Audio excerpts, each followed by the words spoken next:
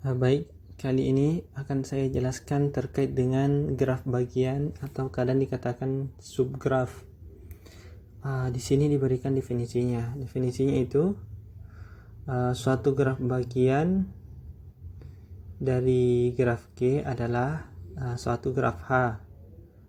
Jadi kita katakan, bisa dibilang seperti ini. Kita katakan H sebagai subgraf dari graf G jika berlaku himpunan titik dari H yaitu VH subset dari himpunan titik VG, himpunan titik graf G, dan juga himpunan sisi graf H subset dari himpunan sisi di graf G.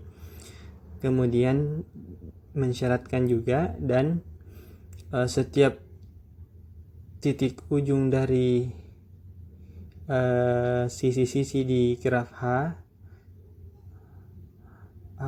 merupakan titik ujung yang sama dari sisi-sisi di G yang bersesuaian.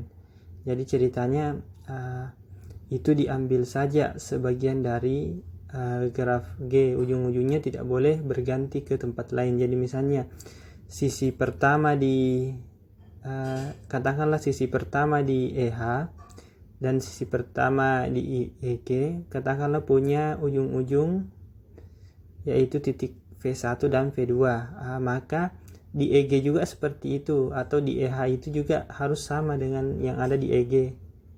Jadi tidak boleh berbeda. Itu maksudnya di sini titik-titik ujung dari sisi-sisi yang ada di H merupakan titik-titik ujung yang sama seperti halnya di graf G, yang ada di graf G. Selanjutnya notasinya adalah H subset G seperti ini. Atau kita bisa katakan G itu memuat si H. Kemudian selanjutnya jika H merupakan subgraf dari G dengan sifat himpunan titik yang ada di H sama dengan himpunan titik yang ada di G, artinya semua titik yang ada di G itu diambil termuat di graf H, maka H disebut sebagai subgraf yang merentang graf G, seperti itu. Jadi dia namanya merentang kalau semua titiknya ada. Kemudian selanjutnya misalkan kita punya himpunan titik V, ini himpunan titik sebarang dari yang subset dari himpunan titik-titik yang ada di graf G. Graf bagian dari G yang dibangun atau diinduksi oleh V. Jadi misalnya ada graf bagian yang semua titiknya adalah V, jadi katakan ini V sebenarnya VH maksudnya, dilambangkan dengan jadi kita tulis atau dinotasikan dengan G kurung siku V, merupakan sebuah graf bagian dari G yang himpunan titiknya adalah V yang tadi di sini, dan himpunan sisinya beranggotakan semua sisi-sisi G yang mempunyai titik-titik akhir di V. Jadi ceritanya ketika kita mengambil suatu subset dari VG untuk menjadi calon anggota untuk membuat subgraf, maka semua sisi yang terhubung ke titik-titik yang ada di V itu juga harus terambil. Dari hal itulah yang baru kita bisa mengatakan bahwa graf bagian dari G ini dibangun atau diinduksi oleh V, disimpulkan dengan G kurung siku V, seperti itu maksudnya. Selanjutnya berikut ini akan diberikan beberapa gambar. Kita akan mencoba memberikan penjelasan terkait dengan gambar ini berdasarkan penjelasan di atasnya. Misalnya H1 di sini G sebagai graf utamanya misalnya. H1 merupakan graf bagian dari G. Bisa dilihat di sini H1. H1-nya itu mengambil titik S, R, Q, P. Meskipun tidak diambil titik P-nya tidak masalah. Kemudian sisi-sisinya tetap sama. Jadi S1 ini menghubungkan P dan Q di graf H1, maka di G juga harus tetap seperti itu. Kalau mau dikatakan bahwa, jika ingin dikatakan bahwa H1 itu adalah subgraf dari G, seperti itu. Kemudian yang kedua, contoh kedua, H2 adalah graf bagian rentang dari G. Bisa dilihat dari H2 ini, intinya yang penting semua titik yang ada di graf G itu berada di H2. Itu maka kita katakan H2 merentang si graf G. Bisa dilihat di sini titiknya ada 1 2 3 4 5 di sini 1 2 3 4 5. Itu perbedaannya. Sedangkan H1 tadi ini bukan graf bagian yang merentang G karena titik T tidak ada di sini. seperti itu. Selanjutnya di sini ada lagi graf H3, subgraf H3. Di sini dikatakan graf H3 merupakan graf bagian G yang dibangun oleh titik V. V-nya itu adalah Q, R, S, dan T. Jadi itu V-nya. Jadi katakan dibangun oleh V atau diinduksi oleh V. Mengapa? Karena ketika diambil titik S, R, Q, dan T ini, maka semua sisi yang terlibat di situ juga terambil di sini. Diambil semua. Jadi seandainya ini sisi, katakanlah sisi E4 ini tidak ada, maka kita tidak bisa mengatakan H3 ini dibangun oleh V. Tidak bisa seperti itu. Jadi harus diambil semua sisi yang termuat di sini, yang terlibat dengan titik-titik yang diambil. Seperti itu maksudnya.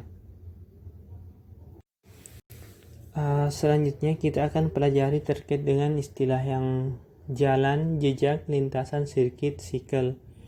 Pertama jalan, atau biasa dikatakan dengan versi bahasa Inggrisnya itu walk. Jadi ini biasa dikatakan jalan itu adalah walk. Kemudian jejak itu biasa dikatakan dengan trail. Lintasan itu biasa dikatakan dengan path. Sirkuit itu circuit. Sikel itu cycle. Jadi itu istilah-istilahnya. Kita mulai dari jalan. Jalan itu seperti ini, sebarisan titik, sisi titik yang diawali dengan titik dan diakhiri dengan titik, tapi selang-seling, bentuknya titik, sisi titik, sisi titik, sisi titik dengan aturan sisi yang diapit oleh kedua titik itu merupakan penghubung dari kedua titik tersebut. Jadi misalnya ini V1, S1, V2. Maka V1 dan V2 harus merupakan titik ujung dari S1. Bisa dilihat di sini gambarnya. V1 adalah titik dan V2 adalah titik ujung dari S1. Itu maksudnya selang-selingnya. Dinotasikan biasa dengan jalan ditulis ujung-ujungnya. Jalan V1 ke V3. Dari gambar ini bisa kita lihat contoh jalan yang diberikan itu adalah V1, S1, V2. Jadi V1 ke S1, V2. Kemudian ke E2, V3, kemudian E5, V6, kemudian kembali ke E5 menjadi V3. Jadi ini merupakan jalan dari V1 ke V3. Itu salah satu jalannya. Tentu jalan-jalan yang lain bisa dari sini. V1 ke sini bisa, itu tetap jalan juga namanya. Selanjutnya ada istilah lain yaitu jejak atau trail. Jejak itu adalah jalan yang setiap sisinya yang termuat di jalan itu berbeda. Oh iya, ada tadi istilah yang dilupa. Jalan ini ada istilah panjang jalan. Panjang jalan adalah banyaknya sisi. Jadi di sini E1, E2, E5, E5. Berarti ada berapa? 1, 2, 3, 4. Berarti panjangnya jalan dari V1 ke V3 dengan bentuk jalannya seperti ini. Itu panjangnya adalah 4 karena ada 4 sisi. Kemudian V1 dan V3 masing-masing dikatakan titik awal dan titik akhir. Sedangkan titik-titik yang lain yang di sini V2, V3 dan V6 itu dinamakan titik-titik internal dari jalan ini. Selanjutnya kita masuk ke jejak yang tadi. Jejak seperti yang tadi saya bilang bahwa jejak adalah jalan yang setiap titik yang ada di dalamnya itu berbeda. Itu jejak buka setiap titiknya, tapi kita bicaranya titik internal karena ada nanti namanya jejak tertutup. Kalau jejak tertutup itu titik awal dan titik akhirnya itu sama, tapi internalnya tidak boleh ada yang sama, termasuk dengan ke titik. Oh maaf, ini jejak ya. Jejak itu sisinya yang berbeda semua. Jadi titiknya tidak masalah ada yang sama. Itu kalau jejak, nanti di lintasan baru yang tadi. Di sini dipilih V1 ke E3, V1 ke E3, kemudian dari V1 ke E3 dapat V4, kemudian E6 dapat V5, kemudian E9. Jadi kita bisa gambar ini seperti ini. E6, kemudian E9 saya tambahkan, kemudian V8. Setelah V8 itu lari kemana? Ke E11, kemudian dari E11 ke V7, E8, kemudian ke V4. Jadi ini bentuk jejaknya seperti itu. Jadi tidak ada sisi yang sama, tapi titik boleh sama, itu maksudnya jejak. Tentu yang di atas tadi bukan jejak. Mengapa? Yang nomor 1 ini bukan jejak, sebab ada sisi yang sama, yaitu sisi E5 di sini kembar. Aturannya jejak tidak boleh ada yang kembar.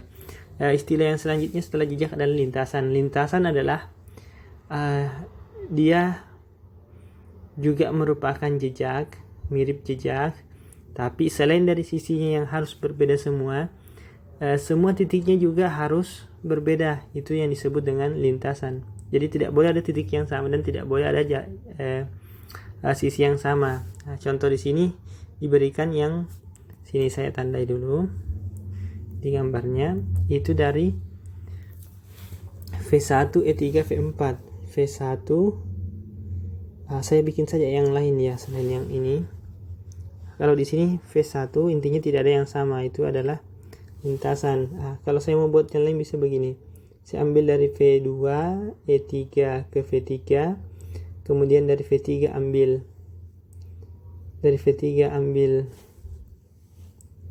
ini, ambil E5 ambil V6, ambil E10, ambil V9, sampai di situ.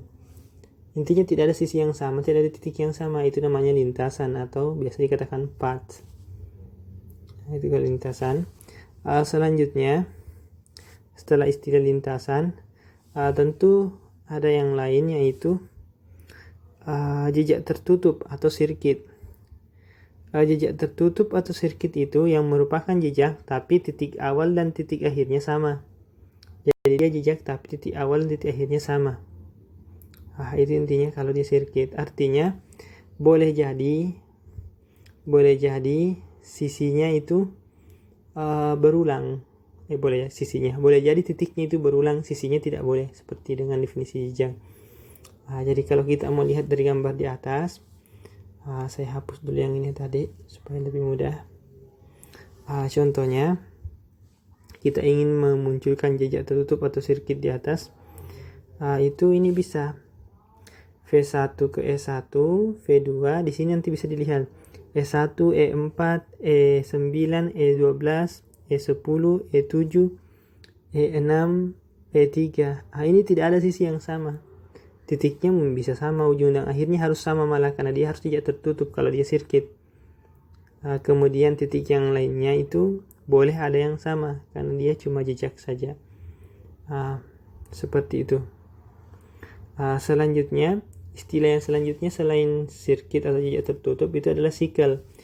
Sikel sendiri itu aturannya tidak boleh ada titik intern selain daripada sisi-sisi yang tidak boleh kembar.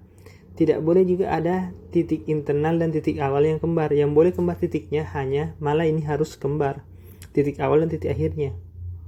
Sikel itu ya bahasanya lingkaran kalau kita mau bilang. Contohnya ini, ambil V5 kemudian V6 melewati E7, kemudian V6 S10,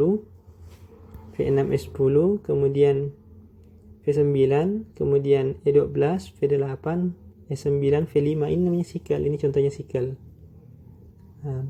Istilah selanjutnya, jika suatu graf memiliki sirkuit yang kita cek dulu. Baik, tambahannya, ketika kita memiliki sirkuit yang memuat semua sisi dari suatu graf, katakanlah dia adalah seperti yang contoh di bawah ini sebenarnya.